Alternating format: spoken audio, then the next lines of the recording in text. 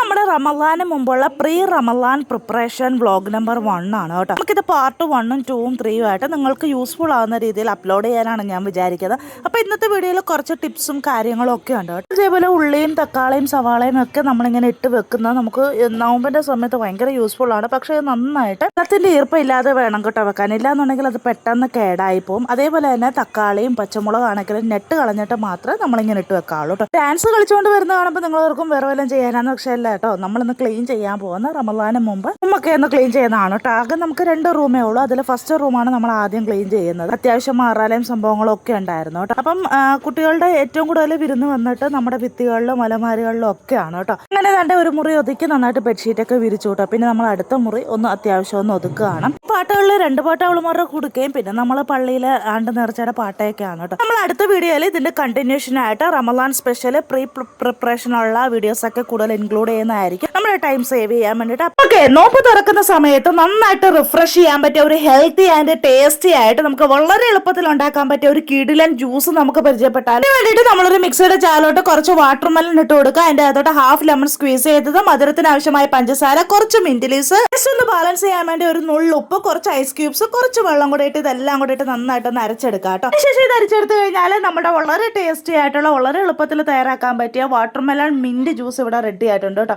നമുക്ക് നോമ്പ് തുറക്കുന്ന ടൈമിൽ നമുക്ക് റിഫ്രഷിംഗ് ആയിട്ട് ഉണ്ടാക്കാൻ പറ്റിയ ഒരു കിടിലൻ സാധനമാണ്. കുട്ടികൾക്കൊക്കെ വളരെ നന്നായിട്ട് ഇഷ്ടപ്പെടും കേട്ടോ. അവൻ സൂപ്പർ എന്നാണ് കാണിക്കുന്നത്. മസ്റ്റ് ട്രൈ ആണ് കേട്ടോ.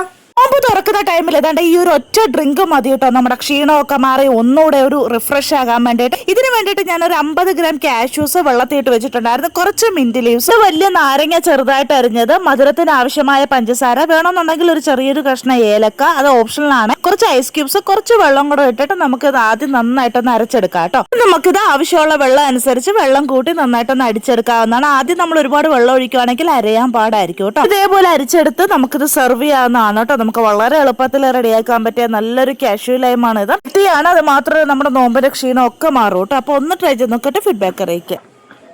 ടേസ്റ്റിയാണ്, എല്ലാവരും മസ്റ്റ് ആയിട്ടൊന്ന് ട്രൈ ചെയ്ത് നോക്കണേ. നമുക്ക് നോമ്പിന്റെ ടൈമിലൊക്കെ ടൈം സേവ് ചെയ്യാൻ വേണ്ടിയിട്ട് പെട്ടെന്ന് റെഡിയാക്കി എടുക്കാൻ പറ്റിയ നല്ലൊരു ബീഫിന്റെ റെസിപ്പിയാണ് കേട്ടോ നമ്മളിന്ന് ഷെയർ ചെയ്യുന്നത്. നമുക്കിത് കുക്ക് ചെയ്ത് കഴിഞ്ഞിട്ട് സ്റ്റോർ ചെയ്യാനൊക്കെ വളരെ എളുപ്പമാണ്, കേടാകത്തുമില്ല കേട്ടോ. അതിന് വേണ്ടിയിട്ട് ഒരു കടായിൽ കുറച്ച് വെളിച്ചെണ്ണ വെച്ചതിന് ശേഷം ഉലുവായിട്ട് കൊടുക്കുക. എന്നിട്ട് ഉള്ളിയിട്ട് നന്നായിട്ട് വയറ്റിയതിന് ശേഷം നമ്മൾ ഇഞ്ചി വെളുത്തുള്ളി ഇട്ട് വയറ്റി, പിന്നെ നമ്മൾ സവാള ഇട്ട് നന്നായിട്ട് വയറ്റിയെടുക്കുക. പിന്നെ നമ്മൾ കുറച്ച് കറിവേപ്പിലയും കൂടെ ഇട്ട് നന്നായിട്ടൊന്ന് വയറ്റിയെടുക്കുന്നുണ്ട് കേട്ടോ. അതിന് ശേഷം നമ്മൾ തക്കാളിയും പച്ചമുളകും കൂടെ ഇട്ട് ഒന്നുകൂടെ ഒന്ന് വയറ്റിയെടുക്കുന്നുണ്ട്. പിന്നീട് നമ്മൾ കുറച്ച് പൊടികളൊക്കെ ഇട്ട് അതുകൂടെ ഒന്ന് വാട്ടിയെടുക്കുക കേട്ടോ. മഞ്ഞപ്പൊടി, മുളക് പൊടി, മല്ലിപ്പൊടി, ഗരം മസാല, ഇറച്ചി മസാല ഇത്ര ഇട്ടതിന് ശേഷം നന്നായിട്ടൊന്ന് മൂപ്പിച്ചെടുക്കുക. നമ്മൾ ആ വേവിച്ച് വെച്ച ബീഫ് കൂടെ അതിനകത്തോട്ട് ഇട്ടിട്ട് നന്നായിട്ടൊന്ന് റോസ്റ്റ് ചെയ്തെടുക്കണം കേട്ടോ. നന്നായിട്ട് വെള്ളമൊക്കെ ഒന്ന് പറ്റിച്ചിട്ട് വേണം നമ്മൾ എടുക്കാൻ. ശേഷം നമുക്കിത് ഒരു കണ്ടെയ്നറിലായിട്ടൊക്കെ അടച്ച് നമുക്ക് എടുത്ത് വെക്കാവുന്നതാണ് കേട്ടോ. അതാണ്ട് ഇതേപോലെ നമ്മൾ നോമ്പ് തുറയുടെ ടൈമിലൊക്കെ ഇതെടുത്ത് നമുക്ക് സെർവ് ചെയ്യാവുന്നതാണ് കേട്ടോ. നന്നായിട്ട് ചൂടാക്കിയിട്ട്. അപ്പൊ ഇത്രയുള്ളൂ. ഇഷ്ടമാണെങ്കിൽ